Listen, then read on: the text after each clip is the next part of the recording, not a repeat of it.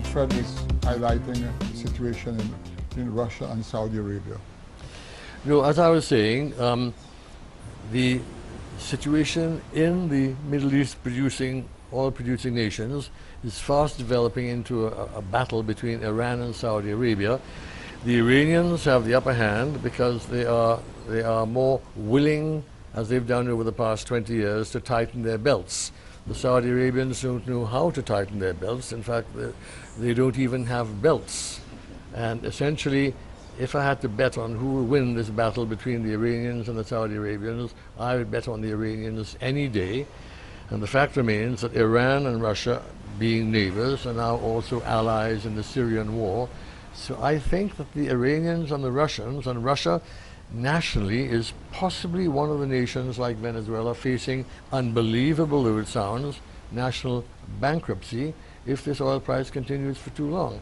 So they have a vested interest, a very important vested interest in getting the price up. And if Saudi Arabia is the main party, which it is, guilty of holding the price down, they, the Russians, with the Iranians, not to mention the Venezuelans, will do everything in their power to, behind the scenes, injure Saudi Arabia. So it promises to be a very, very crucial battle centered in the Middle East. Yeah, well, you talk about Russia being in a precarious position, but just a couple of days ago, Fred, I noticed in Canada, in Calgary, a number of the oil exploration sites have been closed, and hundreds of pieces of equipment have been put at auction at knockdown prices. Now, as I was mentioning to Frank a while ago, these are the repercussions that business people have to face. Now, we have a tourism industry. Already, I understand from fairly good source, the Canadian tourism market has taken a bit of a blow because the money, the consumer spending is down because that's where a lot of the money was coming. Everybody, they've laid off thousands of people. So this is what I wanted to get from you. Yeah. There's a perfect example of what is happening today, why we have to be careful. And the other problem is that the oil industry has borrowed a lot of money from the banks, both locally and internationally. I think the last figure I had was about $3 trillion. Right. And when the crunch comes and the banks try to pull that in, you can imagine the impact of this globally, in a sense. You have the employment situation, it feeds back into the whole consumer thing. In fact, consumer spending is what's keeping the America going at the moment. That's right. Right? And so once that starts to fall off, because people are already starting to take evasive action, looking for safe investments, doing things to protect themselves from what happened following 2008, 2009. So we will have a pullback. In fact, we mentioned the word very early on, we didn't go very far into it, but there is talk about a possible recession coming up. That's right. And that is the biggest fear for St. Lucia, which has not quite come out of the 2008 mindset as yet. That's right. This thing is confronting us. You know, it's problematic. Can I just comment here? You mentioned the word recession. A recession in the States is deemed to be unlikely for two reasons, one of which I've already mentioned. All previous recessions have occurred at the apex of an oil price. Now we are at the bottom, the nadir of an oil price, which makes recession unlikely. Secondly, the American employment figures, if you can believe them, and you know, with employment figures in America and here, there's always room for doubt, as the old saying goes. Anything you get from a statistical department has to be looked at half a dozen times, because in life there are lies, damned lies, and statistics. I mean, that's an old saying, goes back a long way. They can be twisted. So because the unemployment figures in America are buoyant, and because the oil price is low, the chances of America itself leading the way into recession, I think, are limited, but the rest of the world could go into recession, the European Union. And they could perhaps not bring the Americans down, but cut back the American growth, which is forecast to be at the rate of 3%. And to have 3% now in this day and age is a pretty good rate of growth. Yeah, but Fran, let us assume, I mean, you know, everybody knows that the oil companies generated a hell lot of money. Where China is a having a little bit of a difficulty now with their economy. What is it can replace the oil production in the world today? Because if you talk of manufacturing, somebody has to buy the goods. So where are we? What kind of business do you foresee that can take up the slack on what we're losing through the oil companies? I mean, in the context of St. Lucia? Well, not only St. Lucia, but St. Lucia eventually, but globally to start, because whatever happens abroad, we'll feel the effect here. Abroad, what do you think?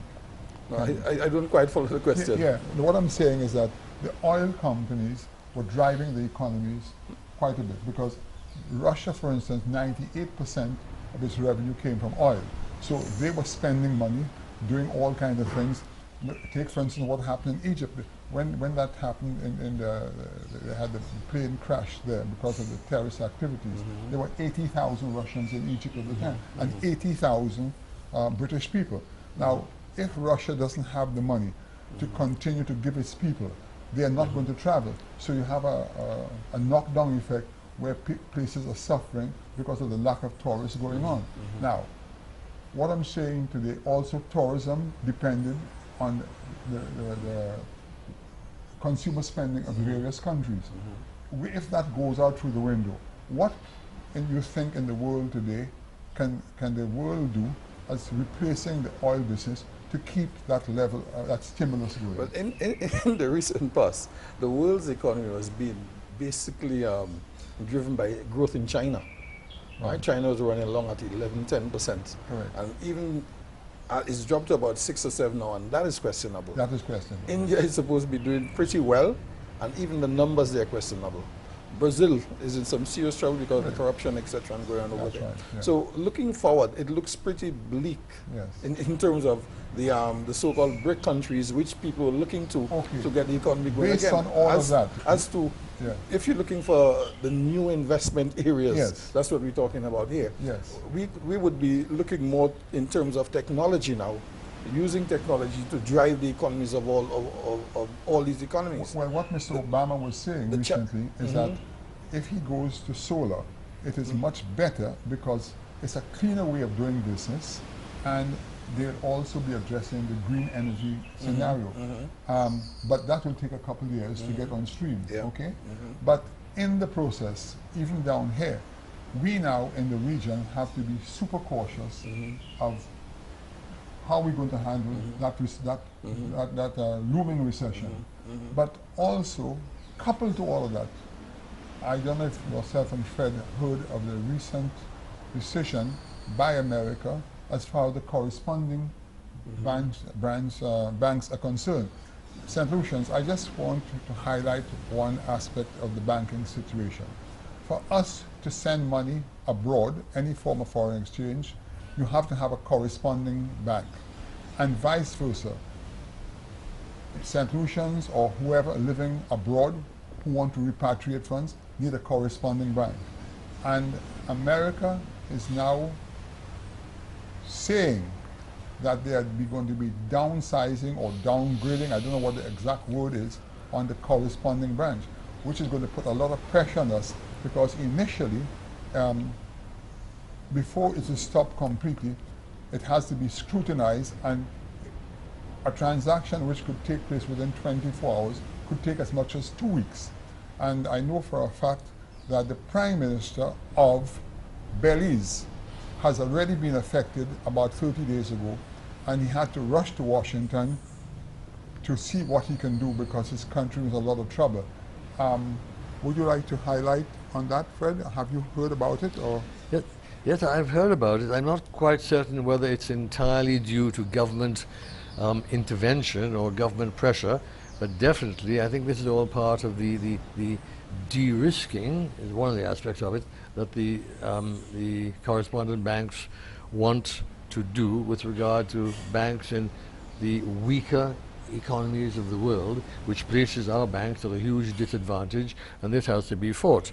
The Belize Prime Minister actually held a conference in Belize very, very recently on this particular topic, attended by representatives of all the CARICOM territories, and now they've formed a task force under the chairmanship of the Prime Minister of Antigua, to really take this further, because it's an existential threat. It's a matter of life and death. But the banks, in addition to our being pressured by them for that de-risking reason, the banks in worldwide, maybe not America as yet, but certainly in Sweden, European Union, Japan, Denmark, Switzerland, they've all started employing negative interest rates. Now, when you have negative interest rates, they've already got an acronym for it. I think it's NIRB. It's become that fashionable or that well known. When you have negative interest rates, it makes banking very, very difficult indeed, and the banks have to find a solution to this. Yeah, Frank, when I posed the question 2 while ago about what areas could sort of half replace the stimulus of the energy companies in the world, I would have thought that one of the reasons why Japan has suffered for the last 10 or 12 years with no growth at all is due to the fact of the high energy costs. They are a good manufacturing country with low energy costs. Can you see Japan now making use of that low cost and coming out very strongly in the manufacturing sector? The thing is, even when you look at Japan's economy now, it's sort of, the mind boggles as to why they are still stuck in that rut that's been there for about 15 years.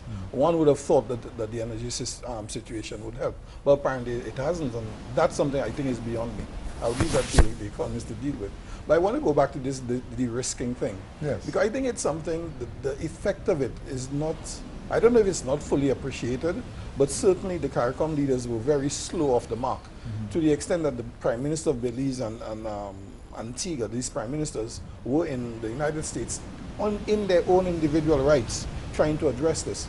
Now, we know the relative insignificance of these islands, and that's one of our problems, that we seemingly are unwilling to combine our whatever strength we have to deal with these situations.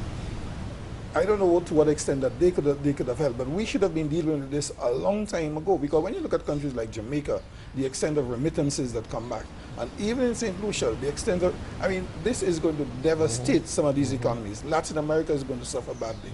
Now, the whole core of it is the perspective that these banks in the first world have of our regions. In the same sense, they assume that we are all tax havens, etc., and so on. They are assuming that the risk, the controls that we have within our banks will not be able to stand up to what is required by the regulators in the stress test. All right? And even then, they don't want to now come into the banks, as it will, and test those controls, because they don't see that as their responsibility. So rather than going through all that, they're just saying, we'll consider all of you risky, and that's it. And this is where the region has got to come together and use whatever clout it has to be able to turn this around. I still don't get a sense that this is being addressed in the right way, because I've not heard this subject discussed anywhere in the sub-region. I know. I find amazing. That's why I brought the subject up today. The administration has not done it, and this is a serious matter. It is a serious matter.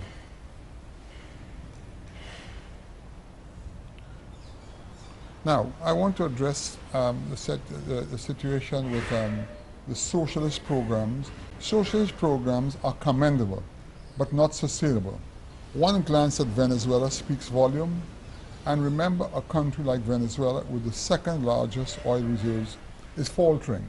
You know, gentlemen, we are now come to the end of the second segment of our program, and we'll be right